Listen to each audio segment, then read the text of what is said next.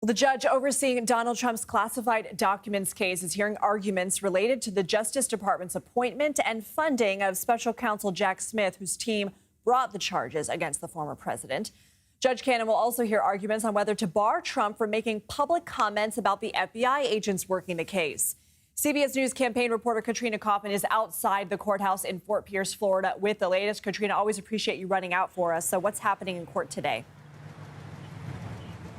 Good to be with you. So, as you were saying, their arguing this morning was about the unlawful funding of Jack Smith, is what Trump is saying. Essentially, this is a continuation of a hearing that we had on Friday. Trump is saying that Jack Smith, as special counsel, was both unlawfully appointed and unlawfully funded, and on both of these bases, they want the entire indictment to be dismissed in this case. So Judge Cannon has been very sharply questioning both sides here.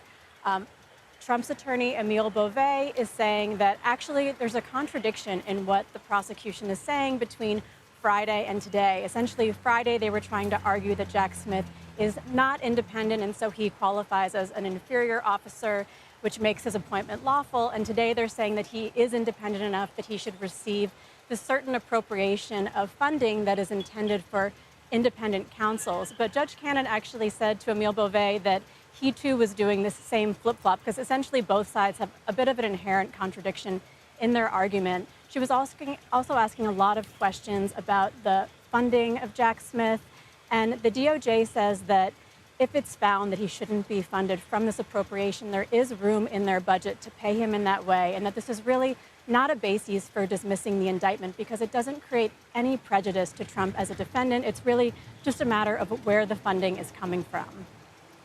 And Katrina, the judge will also hear arguments today on whether to issue a limited gag order for Trump. We've seen gag orders in other cases. What are the prosecution and defense arguing here?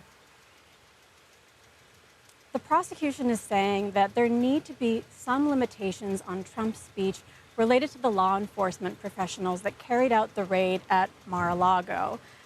Essentially, there is a form that's used when the FBI does a raid, and there's some language in it that talks about the use of deadly force. But in the form, it says that it should be used only when necessary.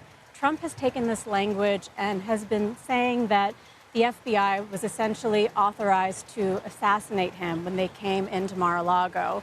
The prosecution says that the search was actually very carefully coordinated with Trump. They made sure that he and his family were not even going to be there when they arrived, but that these things that he's saying really put these law enforcement professionals in danger. These are people who conducted the search and who may be witnesses in this trial. So they say that for the integrity of the trial, for the fair administration of justice, there should be some limitations put on Trump's speech, and we'll be discussing that this afternoon.